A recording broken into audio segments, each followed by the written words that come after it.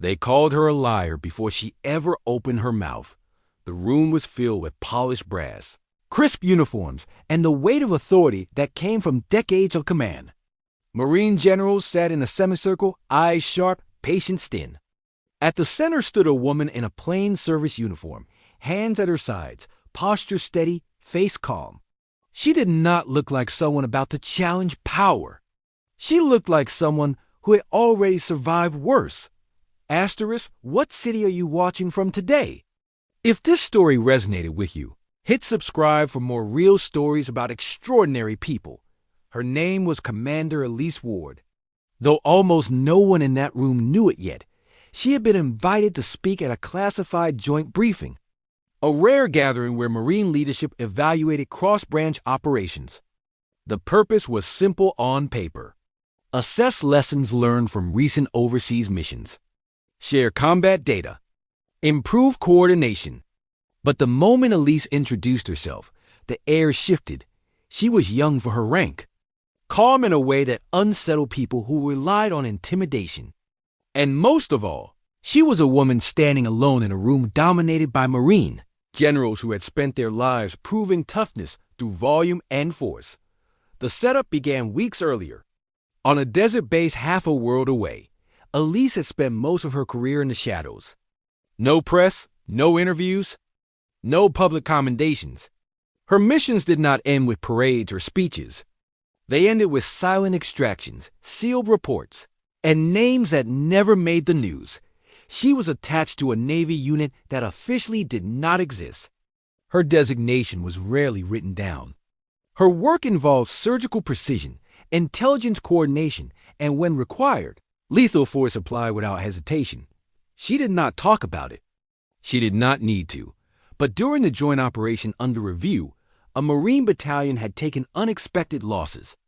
Confusion followed. Blame followed faster. And somewhere in the after-action reports, Elise's name appeared beside a number that made people uncomfortable. Confirmed enemy neutralization S. At the briefing, a Marine general leaned forward, fingers tapping the table. "Commander Ward," he said, "your report lists 27 confirmed kills during a single operation window. That is not consistent with your role." Elise met his gaze. "It is accurate, sir." A murmur spread across the room. Another general scoffed openly. "That number belongs to a platoon, not one operator," he said. "Are you expecting us to believe this?" Elise did not raise her voice. The targets were coordinated through overlapping zones. "My role required direct engagement." A third general laughed, sharp and dismissive. "This is absurd. You expect us to accept that a support officer outperformed entire Marine elements." Before Elise could respond, the first general stood. "This is what happens when people exaggerate to build reputations," he said. "You are lying." The word hit the room like a slap. Then the slap came for real. He stepped forward and struck her across the face. Gasps followed. Silence swallowed them. Elise's head turned slightly from the impact. She did not stumble. She did not raise her hands. She slowly turned her face back to center, jaw set, eyes steady. The general pointed at her. "Lying bitch," he said. "Sit down before you embarrass yourself further." Every Marine in the room watched for her reaction. Some expected tears. Others expected rage. A few waited for her to break. She did none of those things.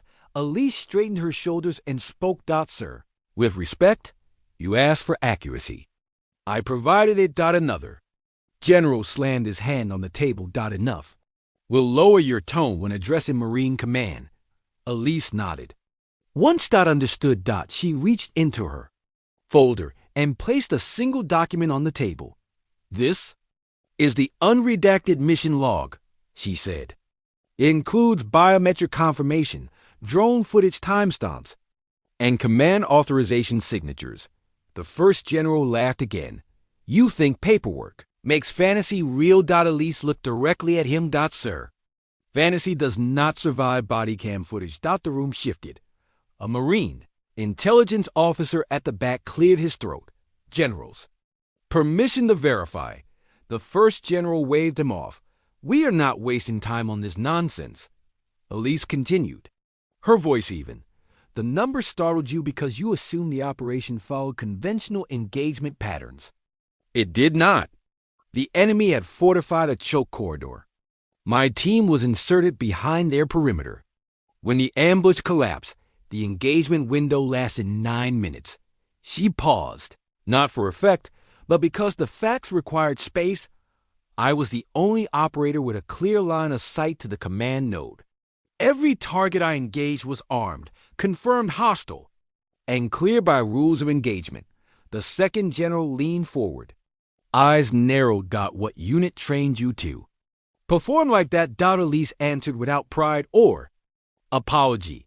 "Naval Special Warfare." The room froze. The first general sneered. "Do not insult us by claiming you are one of them." Elise reached up and touched the edge of her collar. "I am not claiming it, sir. I earned it."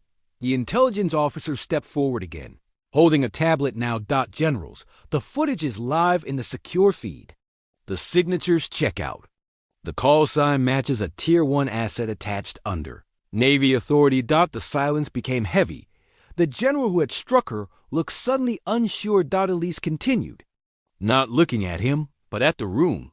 "I did not include the number to impress anyone. I included it because accuracy saves lives. Underestimating the enemy cost your Marines their perimeter. Overconfidence delayed extraction. I corrected what I could in the time I had." One of the older generals, his voice quieter now, asked a single question. "What is your designation?" Elise met his eyes. "Commander, Elise Ward.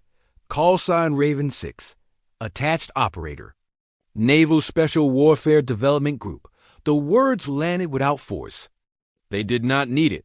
The general who had slapped her stepped back slowly. "No." One spoke. Elise closed her folder.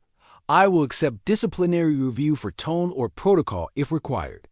I will not accept punishment for telling the truth." She paused, then added one final sentence, "and I will not apologize for surviving my mission." The meeting ended shortly after. No one asked her to sit. No one asked her to leave. The Marine general who struck her never met her eyes again. Weeks later, the official report was revised. Training recommendations were updated. Command errors were quietly acknowledged. Elise returned to her unit without ceremony. She did not receive a medal. She did not seek one. What she carried with her was something heavier and more permanent. The knowledge that truth does not need permission to exist. Power does not always roar. Sometimes it speaks calmly after being struck and refuses to bend. Respect is not demanded. It is revealed when false authority collapses under facts. Elise went back to the shadows where she belonged. Not because she was ashamed, but because that was where her work mattered most. And somewhere in a room full of polished brass, a Marine general learned that real strength does not need to raise its hand to be felt. What did this story make you feel? Where are you watching from? Subscribe to Soul Relief Stories for more real stories that heal the heart.